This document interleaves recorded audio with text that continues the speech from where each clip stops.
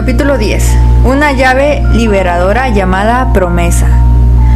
Seguían su camino nuestros peregrinos cuando los vi llegar a un río agradable, que el rey David llamó el río de Dios, y Juan el río del agua de la vida. Precisamente tenían que pasar por la ribera de este río. Grande era el placer que esto les hacía sentir, y más cuando aplicando sus labios al agua del río, la hallaron agradable y refrigerante para sus espíritus fatigados. Además, en las orillas del río crecían árboles frondosos,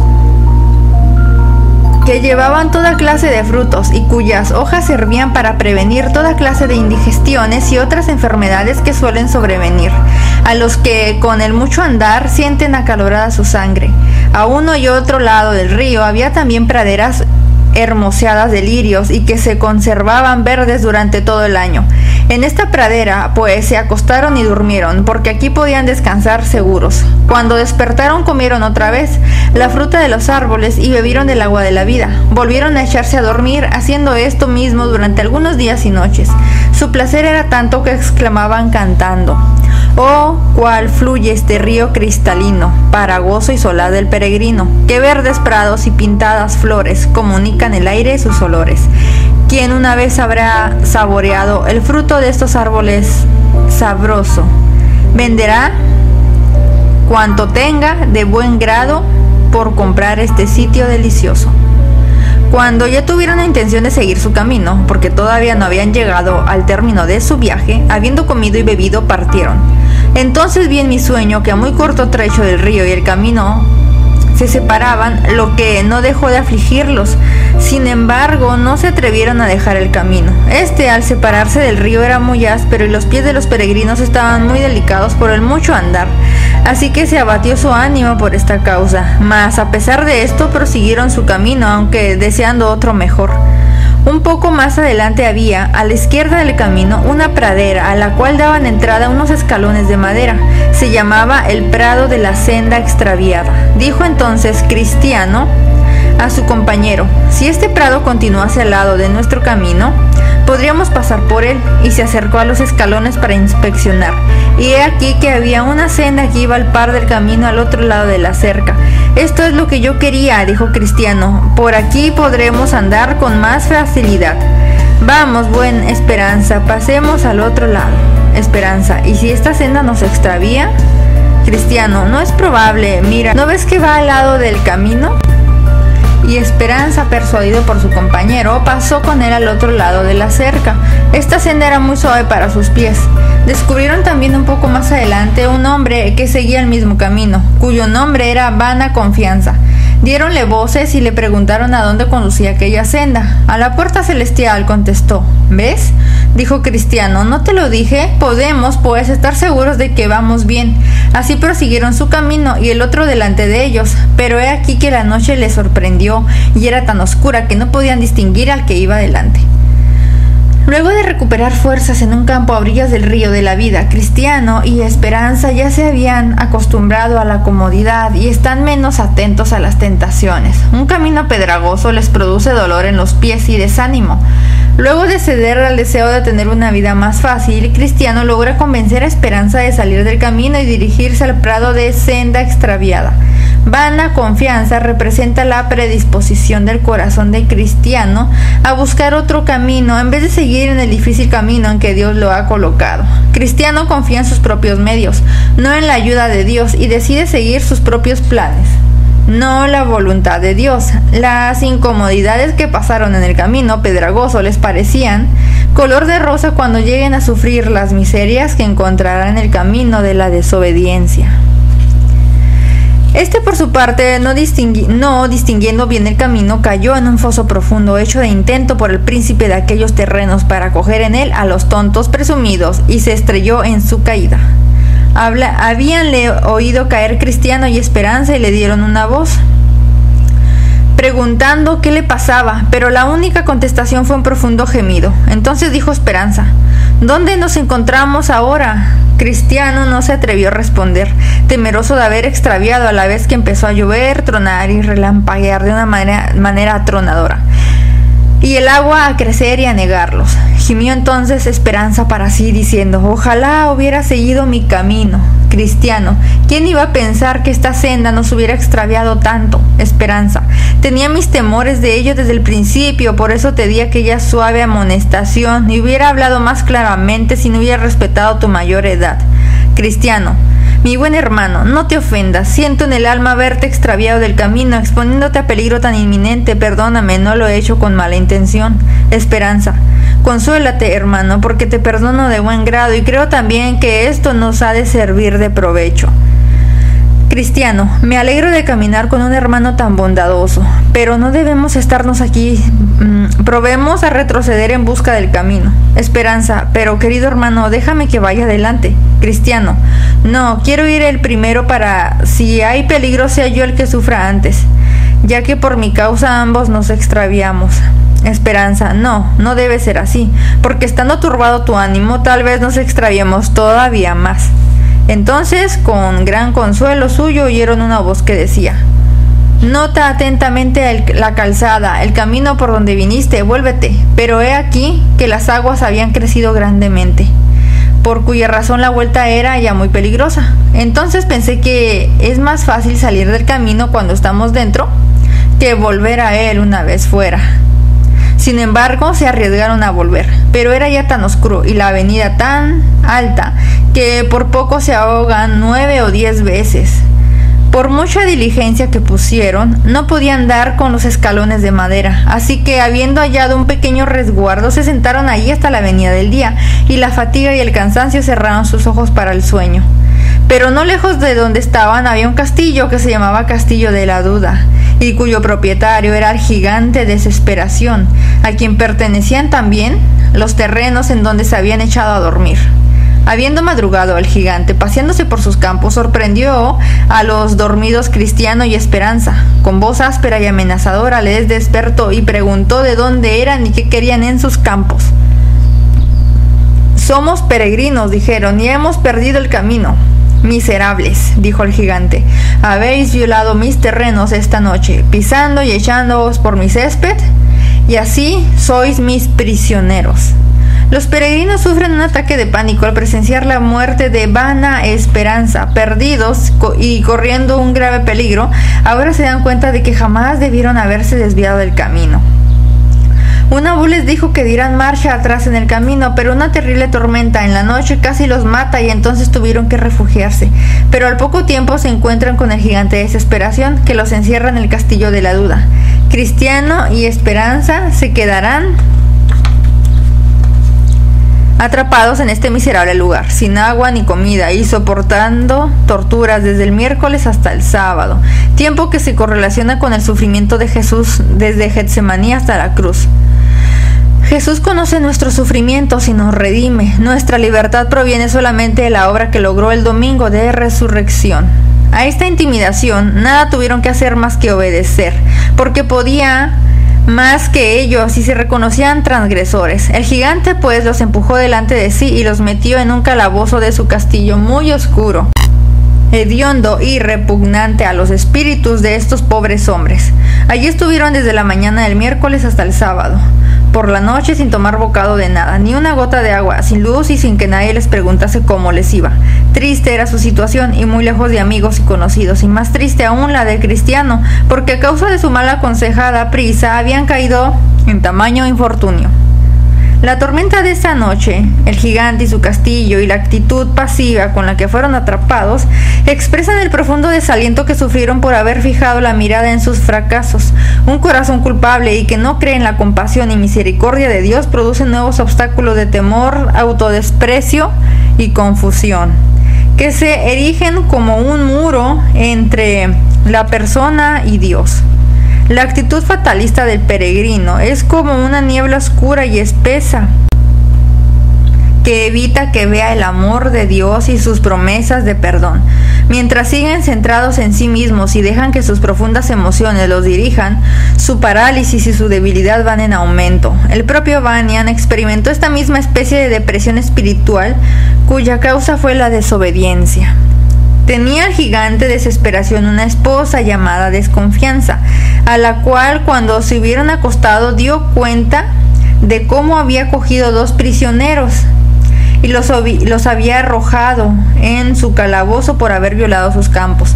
Preguntándole después su opinión sobre lo que debería hacerse con ellos, Desconfianza, habiéndose enterado de quiénes eran, de dónde venían y a dónde iban, le aconsejó que a la mañana siguiente los aplastase sin misericordia. Luego, pues que se hubo levantado, se proveyó de un terrible garrote de manzano silvestre y bajó al calabozo. Los injurió primero, tratándolos como a perros, aunque nada malo le contestaron, y luego cayó sobre ellos, apaleándolos de tal manera que no se podían mover, ni aun volverse en el suelo de un lado a otro. Hecho esto, se retiró, dejándolos abandonados en su miseria y llorando su desgracia. Así que todo aquel día la pasaron solos en sollozos y amargas lamentaciones. La noche siguiente, hablando Desconfianza con su marido sobre ellos y enterada de que vivían aún, dijo que debía aconsejarles que pusiesen fin a su existencia. Venida, pues, la mañana, entró a ellos de una manera brusca como el día anterior, y notando que sufrían mucho por los golpes que les había dado, les dijo: puesto que no habéis de salir de este lugar, lo mejor que podéis hacer es poner fin a vuestra vida, sea con un cuchillo, con una cuerda o con veneno. ¿Por qué? ¿Cómo habéis de elegir una vida tan llena de amargura? Pero ellos le instaban a que les dejase marchar. Entonces él los miró tan fieramente y con tanto ímpetu, cayó sobre ellos, que seguramente los hubiera quitado de en medio, a no haberle acometido uno de los muchos accidentes que le daban en el buen tiempo, y que en aquel entonces le privó del uso de sus manos, obligándole a retirarse y dejarlos solos pensando sobre lo que podrían hacer. La mujer del gigante Desesperación se llama Desconfianza. Ella es la que planeó toda esta implacable crueldad que sufrieron los peregrinos. La duda respecto a la bondad de Dios y la desconfianza hacia su palabra se ensarzan con nuestro esfuerzo por resistir la presencia de Dios en nuestras vidas, por obedecerle y arrepentirnos, tanto antes como después que pecamos. Adán y Eva sufrieron esto cuando respondieron a lo que la serpiente les dijo, porque se escondieron de Dios luego de comer el fruto prohibido, mientras la desconfianza de los peregrinos va cerrando sus corazones a la compasión de Dios. Se van resignando a los inmisericordios tormentos de su desesperanza. Entonces se pusieron a discurrir si sería mejor seguir el consejo del gigante, teniendo con este motivo el siguiente diálogo. Cristiano: hermano, ¿qué vamos a hacer? La vida que llevamos es miserable. Por mi parte, no sé si es mejor vivir así o morir, desde luego. Mi alma tiene por mejor el ahogamiento que la vida, y el sepulcro me sería más agradable que este calabozo. ¿Vamos a tomar el consejo del gigante? Esperanza: es verdad que nuestra condición actual es terrible y la muerte me sería mucho más grata si así hemos de estar para siempre. Sin embargo, consideremos que el señor del país a donde nos dirigimos ha dicho: no matarás, y si se nos hace esta prohibición con respecto a otros, mucho más debe hacérsenos con respecto a nosotros mismos. Además, el que mata a otro no mata más que su cuerpo, pero el que se mata a sí mismo mata el cuerpo, el alma a una. Y sobre todo, hablas de descanso en el sepulcro, pero ¿acaso has olvidado dónde van ciertamente los que matan?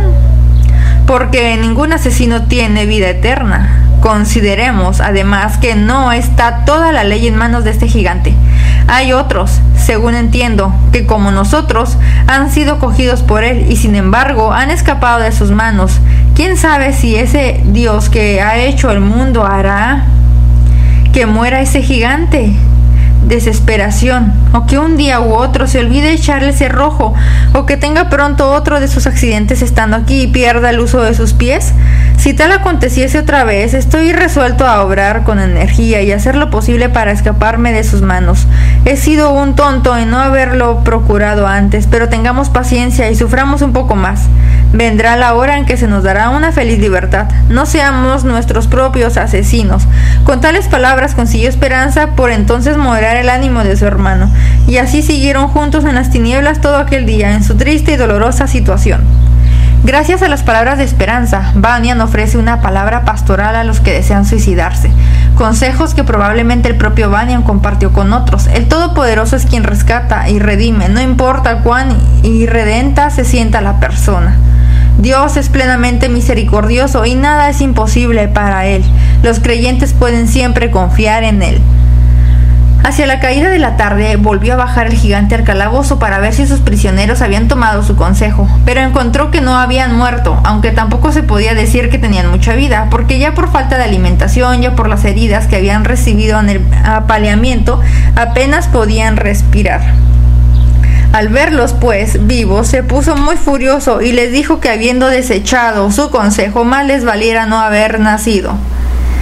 Mucho les hicieron temblar estas palabras y me parecía que Cristiano desmayaba, pero volviendo un poco en sí, pusiéronse de nuevo a discurrir sobre el consejo que les había dado el gigante. Cristiano se mostró inclinado a seguirlo, pero Esperanza le dijo de nuevo: Esperanza, hermano mío, ¿has olvidado el valor que hasta ahora tuviste en otras ocasiones? No pudo aplastarnos Napoleón, ni tampoco todo lo que oíste, viste y sentiste en el Valle de la Sombra de Muerte. ¿Cuántas penalidades, terrores y sustos no has pasado ya? ¿Y ahora no hay en ti más que temores? Me ves a mí en el calabozo contigo, a mí, un hombre por naturaleza mucho más débil que tú. También a mí me ha herido este gigante cual a ti, y me ha privado del pan y del agua, y como tú vengo lamentando la falta de luz. Pero ejercitemos un poco más la paciencia. Acuérdate del valor que mostraste en la feria de vanidad, y que no te atemorizaron ni las cadenas, ni la cárcel, ni la perspectiva de una muerte sangrienta. Por tanto, al menos para evitar la vergüenza que nunca debe caer sobre un cristiano, soportemos esto con paciencia lo mejor que nos sea posible. Esperanza ofrece a Cristiano muchas razones para que evite suicidarse. Le hace recordar que el mandamiento de Dios dice que no matarás, el daño que este acto causa al alma y el juicio y sufrimiento que se enfrentan en la otra vida, que se enfrentará en la otra vida. Se tendrá que rendir cuentas al juez. ¿Tendrá la osadía de despreciar su valioso don de la vida o usurpar su autoridad y quitar lo que no les pertenece?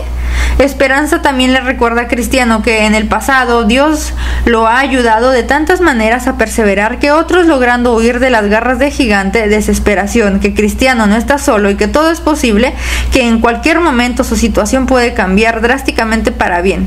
Por cierto, el gigante de desesperación no es la autoridad suprema, Dios lo es. Así pasó otro día y vino de nuevo la noche, y la esposa del gigante volvió a preguntarle sobre el estado de sus prisioneros y si habían tomado o no su consejo. El gigante le contestó: son unos villanos de brío que prefieren sufrir toda clase de penalidades a darse la muerte. Entonces ella le replicó: sácalos pues mañana al patio del castillo y enséñales allí los huesos y calaveras de los que ya has despedazado, y hazles creer que antes de una semana los desgarrarás, como has hecho con sus compañeros. Así lo hizo. A la mañana siguiente los visitó y los sacó del patio del castillo y les mostró lo que su mujer le había indicado. Estos, les dijo, eran peregrinos como vosotros, violaron mis terrenos como vosotros habéis hecho, y cuando tuve por conveniente los despedacé, como haré con vosotros dentro de pocos días. Andad, volveos otra vez a vuestra prisión. Y fue dándoles azotes hasta la misma puerta. Allí siguieron los infelices todo el día sábado, en circunstancias tan lastimosas como antes. Vino la noche y reanudaron su discurso el gigante y su esposa, extrañándose mucho de que ni por azotes ni por consejos pudiesen acabar con ellos. Y dice entonces la mujer: me temo que se alientan con la esperanza de que vendrá alguno para liberarlos, o que tendrán consigo alguna llave falsa con la cual esperan poder escapar. Yo lo registré por la mañana, dijo el gigante. Los tiranos traman sus actos crueles en la noche, justo cuando nuestros pensamientos fatalistas y nuestras pesimistas emociones aumentan en medio de la oscuridad. En contraste, el sol restringe la habilidad del gigante de desesperación de poder causar daño, lo cual permite que los peregrinos fomenten la hermandad, así como la luz revela la verdad y los recuerdos y nos recuerda quién es Dios, que está cerca y llena nuestros corazones de esperanza, dado que nuestra perspectiva puede cambiar según nuestras circunstancias. Debemos sostenernos de la constante palabra de Dios y por fe dejar que Él nos haga ver la realidad. Ya era cerca de medianoche del sábado cuando empezaron nuestros peregrinos a orar y continuando en su oración casi hasta romper el alba. Momentos antes de amanecer, El bueno de Cristiano prorrumpió como despavorido en estas fervientes palabras. Qué tonto y necio soy de quedarme en mi calabozo hediondo cuando también pudiera estar paseándome en libertad. Tengo en mi seno una llave llamada promesa que estoy persuadido podrá abrir todas y cada una de las cerraduras del castillo de duda. ¿De veras?, dijo Esperanza. Estas son buenas noticias, hermano. Sácala de tu seno y probaremos. Cristiano sacó su llave, la aplicó a la puerta del calabozo y a la media vuelta la cerradura cedió y la puerta se abrió de par en par y con la mayor facilidad, y Cristiano y Esperanza salieron. Llegaron a la puerta exterior que daba al patio del castillo y ésta cedió con la misma facilidad, dirigiéndose a la puerta de hierro que cerraba toda la fortaleza, y aunque allí la cerradura era terriblemente fuerte y difícil, con todo, la llave sirvió para abrirla. Empujaron la puerta para escapar a toda prisa, pero esta puerta, al abrirse, rechinó tanto que despertó al gigante de desesperación, el cual se levantó con toda prisa para perseguir a sus prisioneros. Mas en esto le faltaron sus piernas, porque le acometió uno de sus accidentes que le imposibilitó de todo punto para ir en su persecución. Entonces ellos corrieron, llegando otra vez al camino real, libres de todo miedo, pues ya estaban fuera de la jurisdicción del gigante.